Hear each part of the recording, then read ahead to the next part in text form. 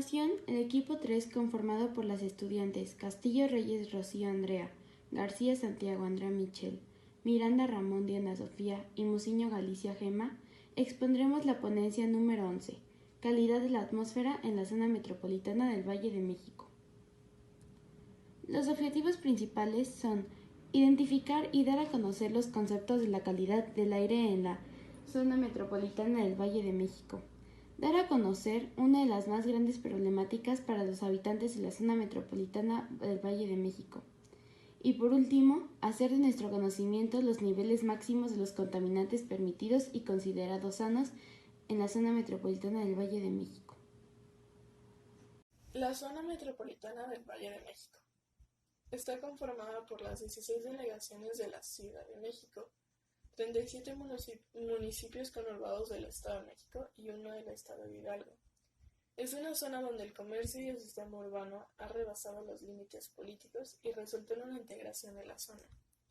La zona metropolitana del Valle de México es la urbe más poblada del país. Alberga la quinta parte de la población del país, es decir, más de 18 millones de habitantes. Alberga la de mayor concentración de recursos y de instituciones nacionales. Se le considera como el polo mayor, estructurante y dominante del sistema urbano del país, de la economía interna y de las relaciones mundiales. La región genera el 32.5% del Producto Interno Bruto. Centraliza más del 60% de la actividad bancaria y más de las 3/4 partes del ahorro financiero. La calidad del aire en la zona metropolitana del Valle de México es el nivel de concentración de los diferentes contaminantes en un periodo de tiempo y lugar determinados. Hay niveles que no deben ser rebasados para proteger la salud y se establecen en las normas oficiales mexicanas. Cuando estos son rebasados, hay programas que instala el gobierno. El Índice de Aire y Salud informa la calidad del aire que prevalece en la ciudad, zona metropolitana o territorio donde vives. La contaminación del aire es uno de los principales problemas ambientales y de salud pública de México y del mundo. Es un fenómeno inherente al estado económico, poblacional y tecnológico de nuestro país. El aire es el fluido que forma la atmósfera de la Tierra. Este es una mezcla gaseosa que se compone principalmente de 21 partes de oxígeno y 78 de nitrógeno. El resto lo componen vapor de agua, gases nobles y dióxido de carbono. El Programa Nacional de Monitoreo Atmosférico, mejor conocido por sus siglas PNMA, garantiza el diagnóstico y la vigilancia del estado de la calidad del aire a nivel nacional, para generar información real, válida y comparable entre los diferentes sitios y redes del país. Es un instrumento fundamental en el establecimiento de políticas ambientales, de protección a la salud de la población y de los ecosistemas. El Índice de Aire y Salud nos reporta los siguientes contaminantes como los predominantes: el ozono, el monóxido de carbono, el dióxido de azufre, el dióxido de nitrógeno, las partículas suspendidas iguales o menores a 10 micrómetros y partículas suspendidas iguales o menores a 2.5 micrómetros. Las redes, estaciones y equipos de la medición de la calidad del aire. Una red de medición de la calidad del aire es aquella que enlaza dos o más estaciones para poder determinar la calidad del aire de la región. Las estaciones y los equipos son unas máquinas, junto con unos laboratorios científicos, que toman muestras del aire y los estudian y ven los niveles de contaminación que hay en esa zona. Para diseñar una red se debe considerar un punto de vista interdisciplinario, que incluya los parámetros tanto geográficos, meteorológicos, socioeconómicos, arquitectónicos y los culturales de la localidad. Los criterios para determinar la calidad del aire. En la Ciudad de México, el Sistema de Monitoreo Atmosférico, CIMAT, es el responsable de la medición permanente de los principales contaminantes del aire. Hay contaminantes de criterio, que son los que toman como un parámetro para saber si estamos en un nivel donde es sano vivir y en uno donde es necesario no hacer ejercicios al aire libre y mejor quedarnos en casa. Estos contaminantes criterios son el ozono, el monóxido de carbono, el dióxido de azufre, el dióxido de nitrógeno, el plomo, las partículas suspendidas menores a 10 y a 25 micrómetros. a 2.5, y las partículas suspendidas totales. Los métodos de medición de la calidad del aire. El muestreo pasivo, el muestreo con bioindicadores. El muestreo activo, el método automático y el método óptico de percepción remota.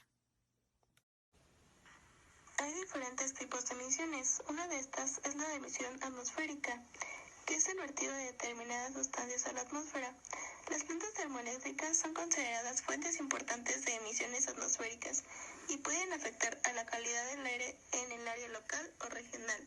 La combustión que ocurre en los proyectos termoeléctricos emite dióxido de azufre, óxidos de nitrógeno, monóxido de carbono, dióxido de carbono y material particulado que puede contener metales menores. Las cantidades de cada uno dependerán del tipo y del tamaño de la instalación. También depende la cantidad de combustible y la manera en que se queme. Las emisiones del suelo se trata de la presencia de sustancias químicas contaminantes que afectan directamente a la corteza terrestre y estas producen el efecto de impedir el desarrollo del equilibrio natural. En la actualidad, la exportación de los recursos naturales de la tierra están produciendo que las condiciones naturales se alteren, de modo que cambie la constitución de los elementos de los ecosistemas. Por ejemplo, añadiendo agua a la explotación de las extensiones inmensas de cultivo, se produce la alteración de flora y fauna, o bien de la minería que termina produciendo la desertificación de las áreas. Estas resultan luego ser improductivas o inhabitables.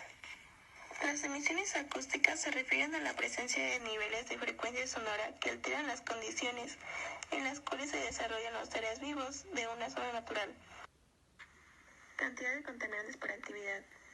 En 2008, el INEM informó que se emitieron alrededor de 59 millones de toneladas de contaminantes, de los cuales las fuentes naturales emitieron el 21% y las fuentes antropogénicas el 79% restante. En el caso de las emisiones de fuentes naturales, el 86% correspondió a los compuestos orgánicos volátiles provenientes de vegetación y el otro 14% a óxidos de nitrógeno generados por la actividad microbiana del suelo. También en 2008 los vehículos generaron la mayor emisión de contaminantes, esto con 89.6%. Las fuentes aéreas contaminaron con el 17.1% y les siguieron las fuentes fijas con 8.6%. Los estados que más contaminaron fueron Jalisco, Veracruz, Baja California y el Estado de México. Después tenemos el Inventario Nacional de Emisiones de Gas de Efecto Invernadero del 2015. En emisiones totales tenemos que el dióxido de carbono emitió el 62%, el metano el 20.3%, el óxido nitroso el 5.9%. También por sector o por categoría tenemos que el transporte contribuyó con el 24.5%, las industrias de energía con el 25.9%, la industria manufacturera y de construcción contribuyó con el 9.1%. Una manera de proteger la salud de la población es a través del monitoreo y la difusión del estado de la calidad del aire. En México, el sistema de monitoreo atmosférico CIMAT es el responsable de la medición permanente de los principales contaminantes en el aire. El objetivo del monitoreo de la calidad del aire es para generar información para evaluar el cumplimiento de las normas oficiales mexicanas de salud ambiental en la Ciudad de México y zona conurbana. Evaluar el estado de la calidad del aire con respecto a la concentración de los contaminantes criterio. Cuantificar los niveles de exposición a la población a la contaminación del aire en el ambiente. Informar y prevenir a la población sobre los niveles de contaminación y sus posibles riesgos. Proporcionar información inmediata para activación o desactivación de alertas, procedimientos de emergencia derivados de una concentración de contaminantes asociadas a actividades humanas y o fuentes naturales que pueda presentar un riesgo para la salud o el medio ambiente. Informar de manera oportuna a la población sobre el estado que guarda la calidad del aire. Generar información para la evaluación de la distribución espacial y el transporte de los contaminantes atmosféricos. Generar datos confiables para la evaluación y el seguimiento de las estrategias de gestión de la calidad del aire instrumentada en la Ciudad de México y la zona conurbana. Evaluar la tendencia histórica de los contaminantes criterios en la Ciudad de México y la zona conurbana. El CIMAT está conformado por 4 subsistemas: Rama, REDMA, REDMET y REDA. un laboratorio para el análisis físico-químico de muestras, y un centro de procesamiento y difusión de datos, por sus siglas SICA.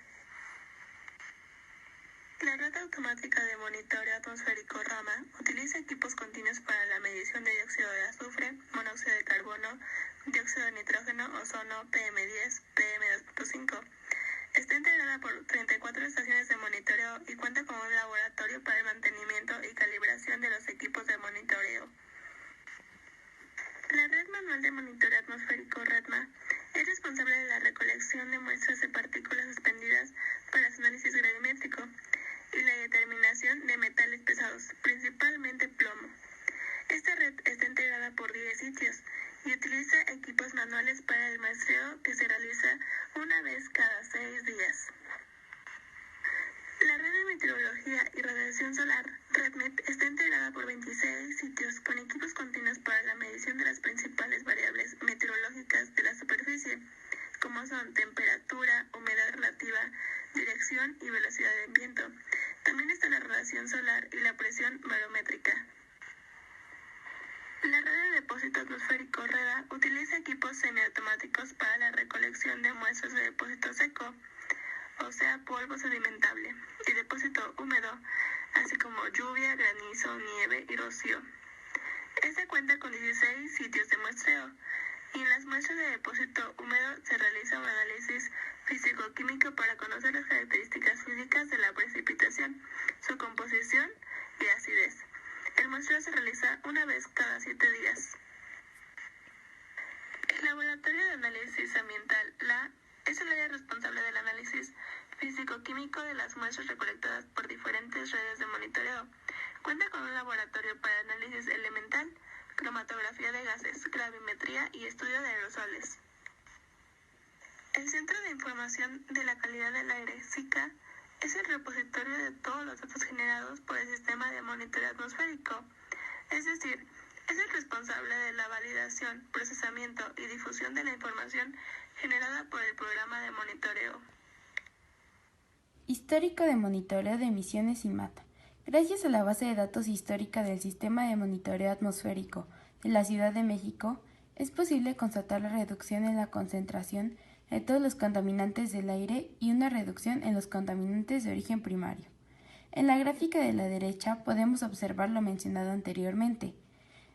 En la disminución de monóxido de carbono, dióxido de azufre, óxidos de nitrógeno, etc., podemos observar los cambios notorios y efectivos que nos muestran que afortunadamente sí se está disminuyendo. En esta diapositiva podemos conocer la ubicación, la alcaldía o municipio y entidad de las estaciones de monitoreo atmosférico. Por ejemplo, Acolman, que se encuentra en la alcaldía Acolman, entidad de Estado de México. También tenemos en la alcaldía de Coyoacán, Chalco, Xochimilco, Coajimalpa de Morelos, etc. El CIMAT cuenta con más de 40 sitios de monitoreo. Se conocen como estaciones de monitoreo de la calidad del aire. Podemos observar un mapa en la que nos ubican precisamente en donde se encuentran. Límites permisibles de cada contaminante de acuerdo con las normas mexicanas NOM. Las normas de calidad del aire establecen concentraciones aceptables para la población en términos de los riesgos que los contaminantes representan para la salud humana. Esto lo podemos observar en la tabla de la derecha. Tenemos ejemplos de contaminantes y cómo a su vez estos se van poniendo los límites permisibles.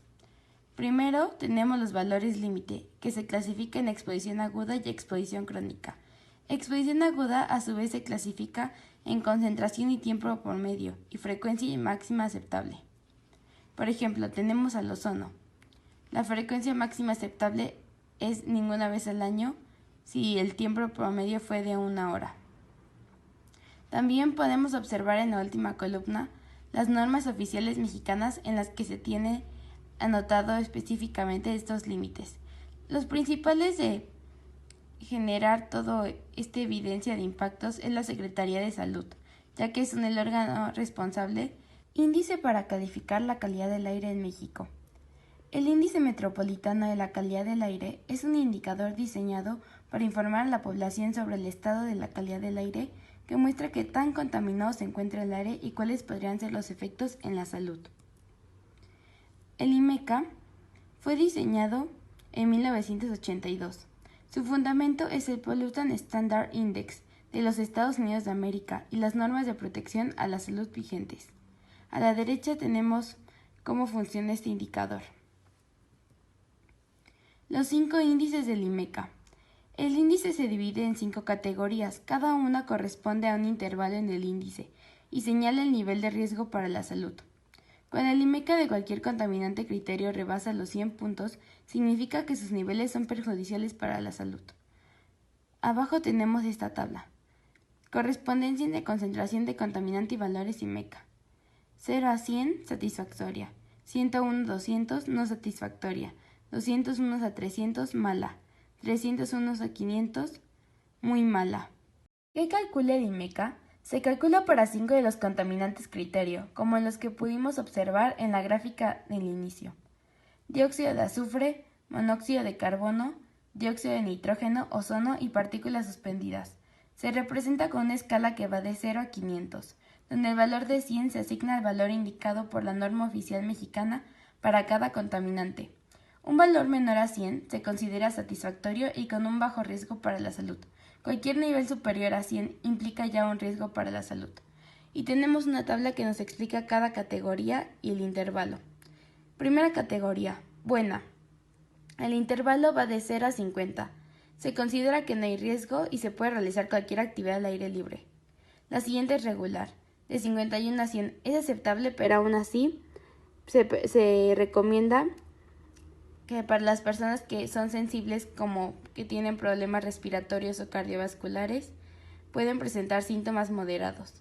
La siguiente es mala. Como podemos observar, ya rebasa el límite de 100. Va de 101 a 150 y esta ya es dañina para la salud de los grupos sensibles, como niños, adultos mayores y personas que realizan actividad física intensa. Se recomienda limitar esfuerzos prolongados al aire libre. La siguiente categoría ya es muy mala, va de 151 a 200. Esta ya es dañina para la salud en general. Pueden experimentar efectos ya muy graves de salud y enfermedades. La población en general debe limitar el esfuerzo prolongado al aire libre. La última categoría, extremadamente mala. Esta ya rebasa 200. Esta es perjudicial para la salud y representa una condición de emergencia. Toda la población tiene probabilidades de estar afectada. La población en general debe suspender los esfuerzos al aire libre. Efectos a la salud. Medidas preventivas. El contaminante ozono provoca para la salud irritación ocular y en las vías respiratorias. Monóxido de carbono, formación de carboxihemoglobina cocinado, apnea. El plomo, acumulación crónica en sistema hematopéyico y alteraciones en el desarrollo del sistema nervioso central.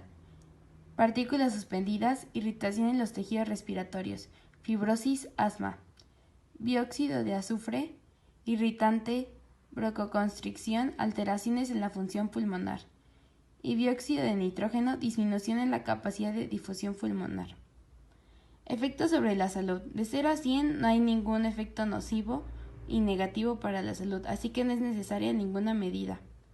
De 101 a 150 se recomienda evitar caminar en las calles por tiempos largos y, si se puede, no realizar ejercicio físico al aire libre. Niños, ancianos y fumadores presentan trastornos del aparato digestivo y cardiovascular. De 251 a 350. Lactantes, ancianos y fumadores pueden presentar, además de las molestias anteriores, alteraciones inflamatorias en el sistema respiratorio. Aquí las medidas preventivas son no realizar ejercicio al aire libre por ningún motivo, no fumar y evitar cambios bruscos de temperatura. Más de 350, los enfermos crónicos de los pulmones o de corazón reactivan sus padecimientos de base. Y las medidas preventivas es ingestión de jugos y frutas y atención médica oportuna si se debe a alguna alteración y mantenerse atento de las recomendaciones que emite el sistema de salud, ya que es muy extremo. Lo que nos recomiendan siempre es que cuando hay mala calidad del aire hay que evitar fumar en espacios cerrados, reportar al número de emergencias cualquier tipo de incendio, revisar y reportar fugas de gas, reducir uso de productos de solventes, Usar transporte público para evitar el uso del automóvil y apoyar el evitar la mala calidad del aire. Y evitar actividades al aire libre. Esta tabla fue establecida por el ICA. Relaciona la concentración de cada contaminante criterio con una categoría de calidad del aire y establece recomendaciones. En el primer apartado dice índice aire y salud, que va desde buena, aceptable, mala, muy mala, extremadamente mala, hasta nivel de riesgo asociado, bajo, moderado, alto, muy alto, extremadamente alto. Después vienen las recomendaciones para cada ocasión, desde no salir al aire libre, hacer actividades, hasta tener que quedarte en tu casa. Y el nivel de riesgo asociado te dice que puede ser muy mínimo o hasta que cierto grupo de personas puede presentar síntomas y deben acudir a su médico. No existe una equivalencia directa entre el índice aire y salud y el anterior índice de calidad del aire empleado en la CDMX. Comparación del nuevo y el anterior índice de calidad del aire. Los rangos de valores de concentración entre ambos índices son diferentes, por lo que cambia la asignación del color y categoría de calidad del aire. Aquí está la tabla de comparación de índice aire y salud e índice de calidad del aire de la CDMX. ¿Qué es una contingencia ambiental? Son situaciones temporales en las que la concentración de contaminantes es muy elevada y pone en riesgo nuestra salud.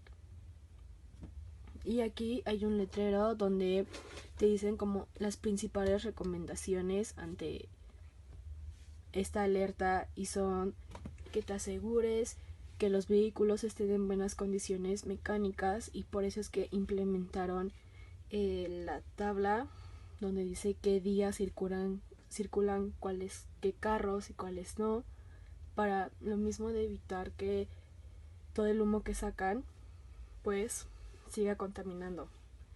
Y si te sientes mal, que debas acudir al médico, que no hagas actividades al aire libre como en las escuelas que siempre hacen, y evitar el uso de pirotecnia, de fuego y cigarros, porque los gases que sacan afectan más. Histórico de la concentración de contaminantes criterios en la zona metropolitana Valle de México.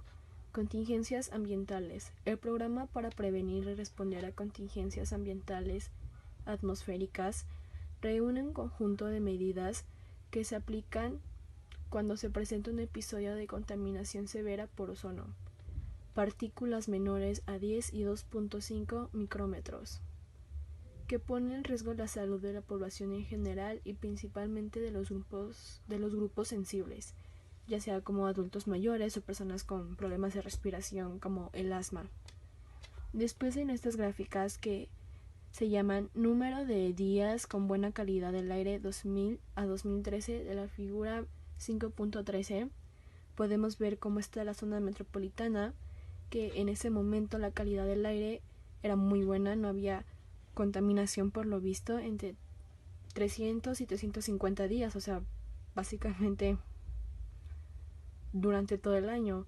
Pero no podemos decir lo mismo de Salamanca, que estaba entre los 100 y 150, fueron nivelando esa contaminación, pero aún así no duró mucho, duró como unos 3-4 años con buena calidad y después otra vez. Después, en la figura 5.9, número de días con buena calidad del aire 2003-2013, podemos decir que en ese momento ya había más contaminación, pues todas las zonas que ponen ubicadas son promedio, no tienen días, no están entre los 315 ni los 350, y la mayoría está muy bajo, entre 70 y los 245. Y aquí está la figura 5.8, concentración anual de PM, promedio anual de los promedios de 24 horas, 2003-2013. El nivel de ozono el día 14 de marzo de 2016 en la zona suroeste fue de 300 ppm. Dicha contingencia fue registrada antes de la llamada temporada de ozono. Y a la falta de lluvias y el calor, pues los contaminantes generados por este no se disipan. Y la zona más contaminada fue Coajimalpa, en la cual se registraron 194 puntos. ¿Cuál es el valor del ICA que se informó a la población? La primera contingencia fue declarada el lunes 14 de marzo, cuando se alcanzaron los 203 IMECAS. La última se activó el jueves 11 de agosto del mismo año con 158 IMECAS. Esta no había pasado. Esta alerta de contingencia ambiental se volvió a activar desde el 2002. ¿Qué porcentaje de incremento tuvieron las emisiones de ozono ese día? El valor límite para el promedio de una hora de la NOM de 95 ppb, el cual no debe superarse durante el año, se rebasó en un total de 856 horas distribuidas en 212 días. La NOM establece un valor máximo de 70 ppb que no debe ser superado durante el año. De acuerdo con los registros, este valor se superó en 202 días con un máximo de 152 ppb el día 14 de marzo, también en la estación Coajimalpa. Durante esta temporada se presentaron las mayores concentraciones del contaminante con valores que frecuentemente superaron las 154 ppb, que equivalen a 150 puntos en el índice de calidad del aire. Por encima de este valor, 150 puntos,